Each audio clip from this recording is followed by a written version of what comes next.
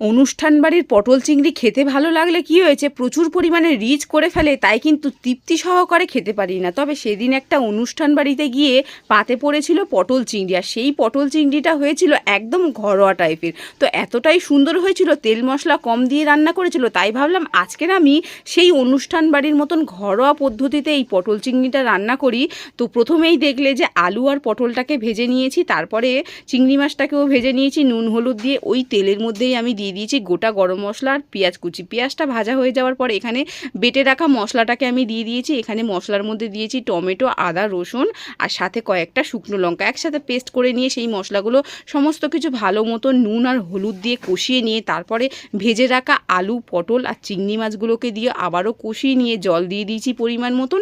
এটা ফুটে ওঠার পর এর মধ্যে একটুখানি দিয়ে দিয়েছি চিনি আর সাথে একটু গরম মশলার গুঁড়ো। ব্যাস রেডি হয়ে গেল দারুণ টেস্টি পটল চিংড়ি। অবশ্যই কিন্তু ট্রাই